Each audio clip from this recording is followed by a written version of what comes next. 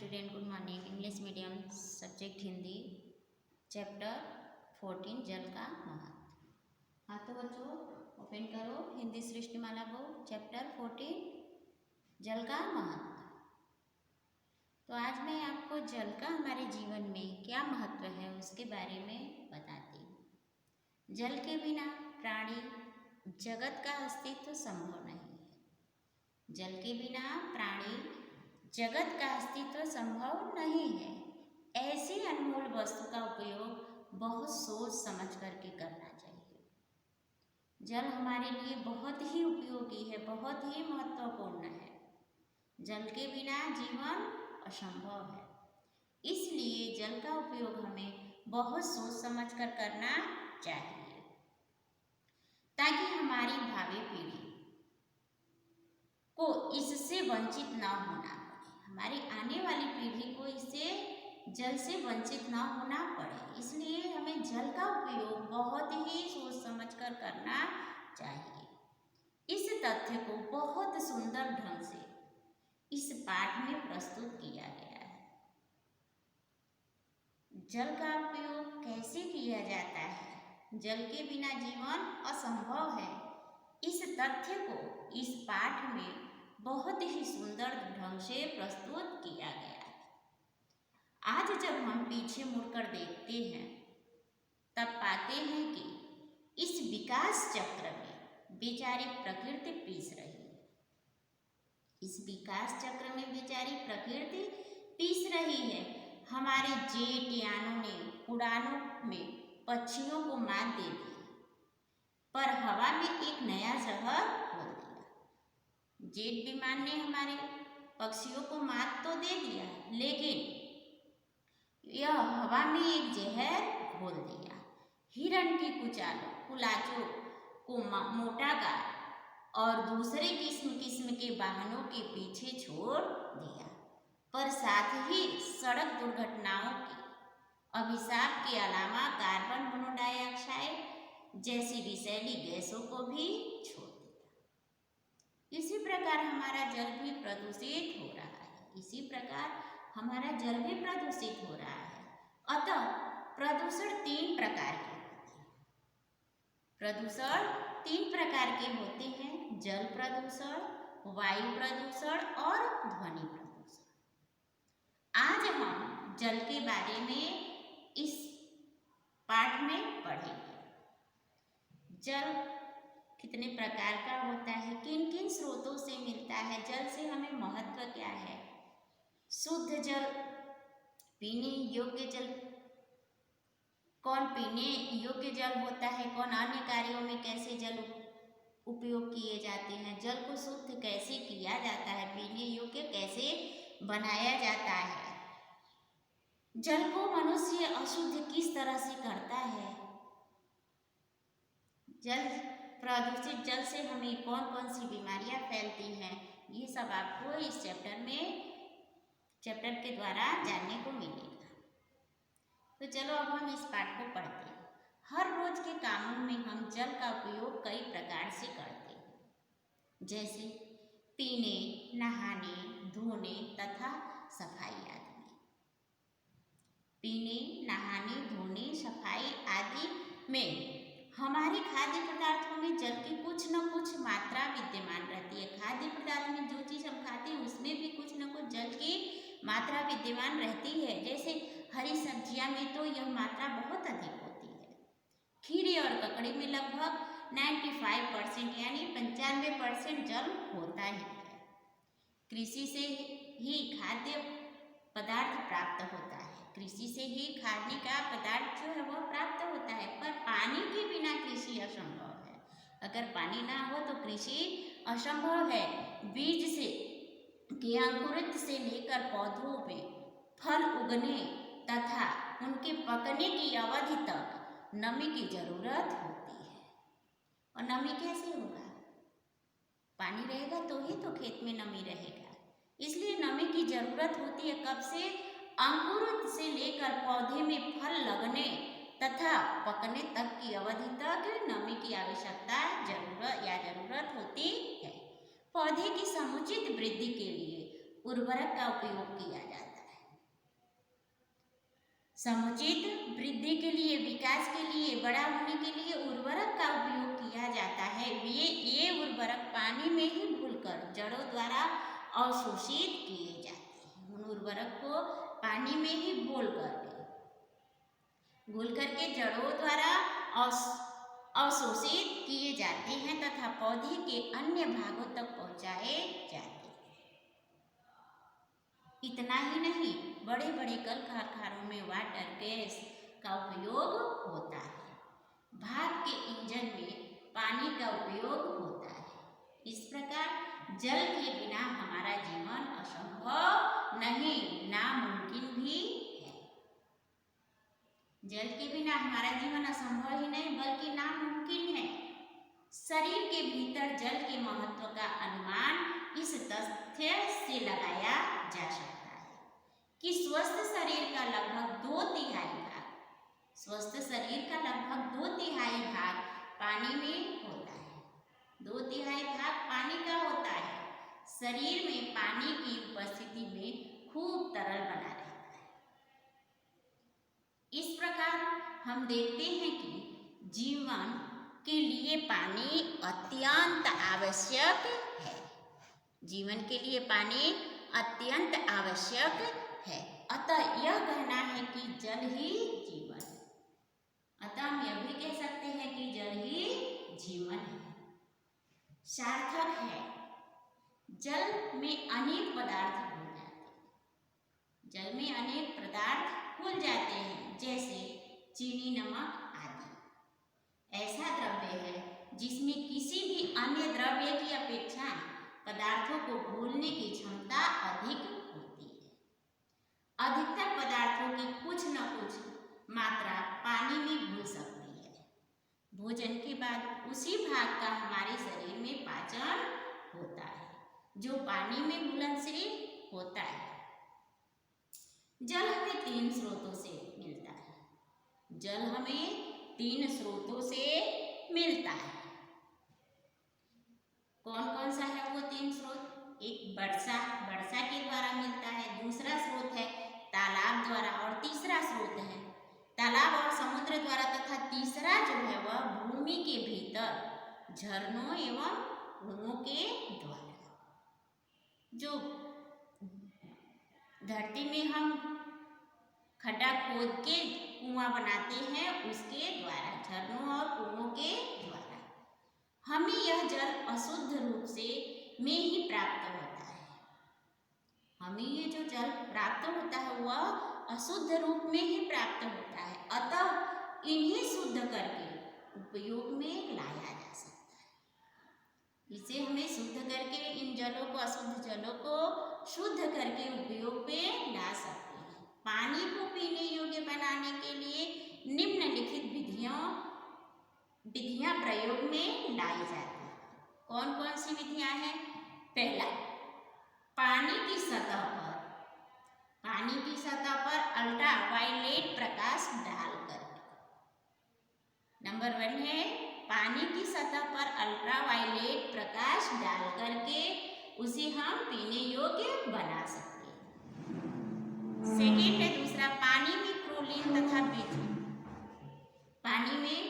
Chlorine तथा bleaching powder डालकर। Number 2, पानी में क्लोरीन तथा ब्लीचिंग पाउडर डालकर। नेक्स्ट नंबर 3, पानी में अमोनिया तथा क्लोरीन गैस प्रवाहित करके। चौथा नंबर, पानी में ओजोन गैस प्रवाहित करके। इस तरह से इन विधियों के द्वारा हम पानी को पीने योग्य बना सकते हैं। समुद्र का जल स्वाद में खारा होता है। समुद्र का जो जल होता है वह स्वाद में खारा होता है, जिसका कारण उसमें घुले हुए विभिन्न प्रकार के लवण है। इसमें साधारण नमक होता है। कई देशों में पेयजल की कमी की पूर्ति के लिए समुद्री जल के शुद्धिकरण के लिए प्रयोग किए जाते हैं, जैसे समुद्र तट पर बसे इजराइल तथा अरब। आज जनता की लापरवाही से जल प्रदूषण होता है। आज आजकल जनता की, लोगों की लापरवाही से जल प्रदूषण होता जा रहा है। जल कई प्रकार से प्रदूषित हो रहा है, जैसे खनिज पदार्थों द्वारा, वनस्पतियों द्वारा, प्राणियों द्वारा और वायुमंडल के विकारों द्वारा।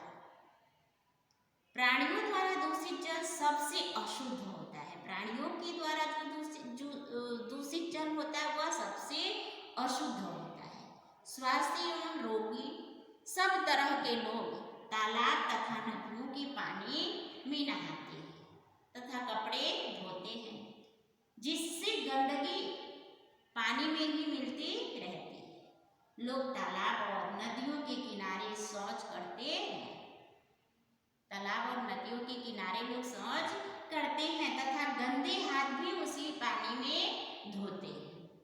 वर्षा होने पर आसमान का सारा पानी, आसपास का जो होता है, वर्षा होने से आसपास का सारा मल और पानी के साथ में बहकर तालाब एवं नदी में मिल जाता है।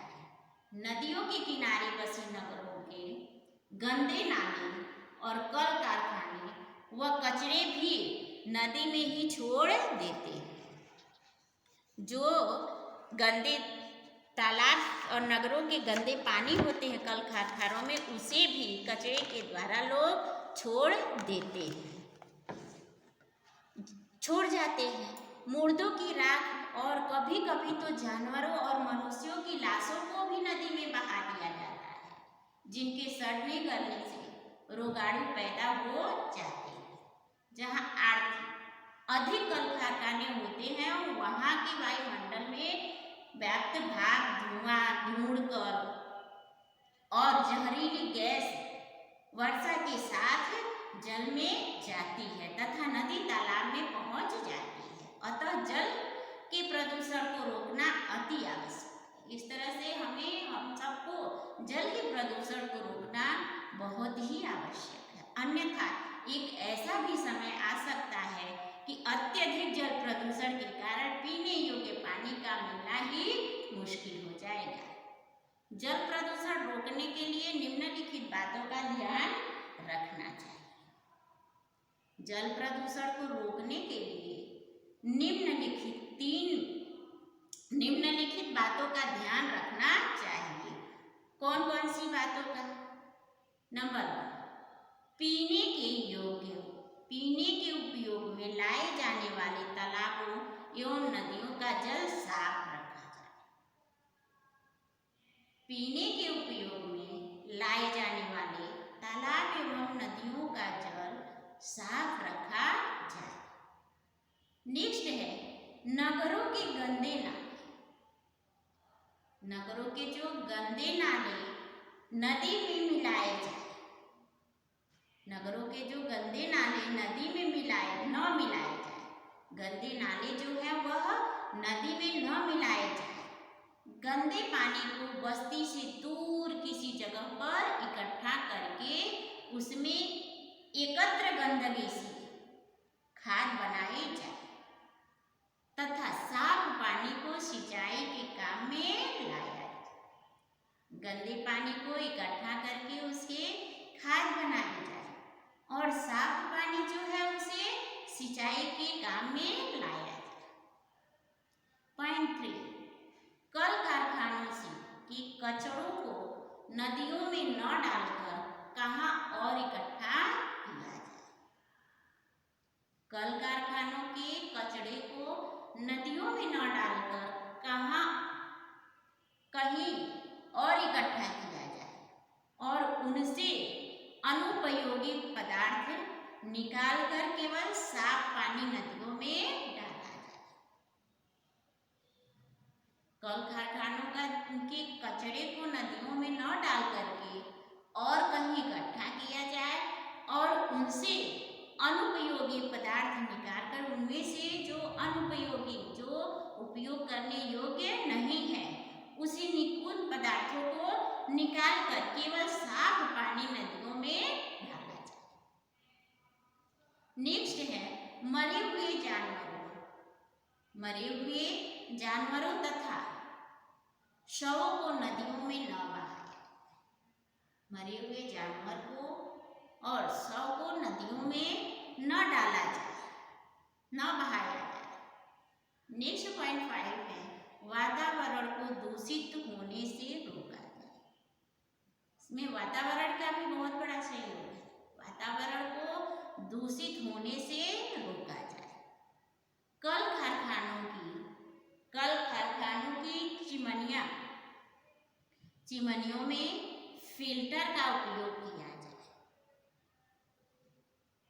वातावरण को दूषित होने से रोका जाए और कल कारखाने की चिमनियों में फिल्टर का उपयोग किया जाए, जिससे रेसे, धूल कण तथा कार्बन के छोटे छोटे टुकड़े वायुमंडल में प्रवेश न कर सके। इस प्रकार कहा जाता है कि जल ही जीवन है। इस प्रकार से कहा जाता है कि जल ही जीवन है, अतः इससे बचाना जरूरी है। जल ही जीवन है और इसे बचाना बहुत जरूरी है। तो बच्चों, अब आपको यह समझ में आ गया होगा कि हमारे जीवन में जल का कितना महत्व है। जल के बिना जीवन असंभव है।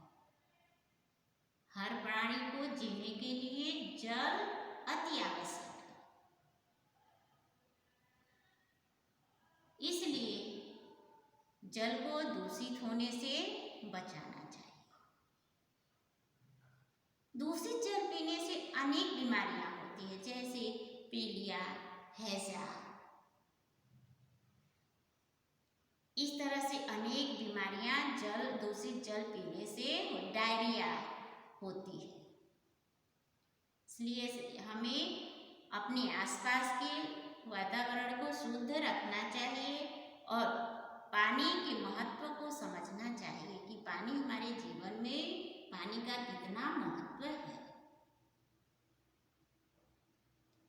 हर सदस्य का पानी के प्रति सबको जागरूक होना चाहिए कि पानी को कितने मात्रा में किस तरह से हम उसका प्रयोग करें। जो लोग कहीं पे कुछ लोग होते हैं कि नल को खुले छोड़ देते हैं, पानी का कोई वैल्यू ही नहीं समझते हैं। तो इन सब छोटी छोटी बातों को ध्यान रखना चाहिए, क्योंकि थोड़ा सा जल अगर हमें ना मिले तो उससे हमारा जीवन व्यर्थ हो सकता है। इसलिए हम सबका कर्तव्य है जल के प्रति कि जल के महत्व को समझें और दूसरे को भी समझें। तो ये हो गया बच्चों जल का महत्व, अब आपको समझ में आ गया होगा। नेक्स्ट पीरियड में एक्सरसाइज कराएंगे।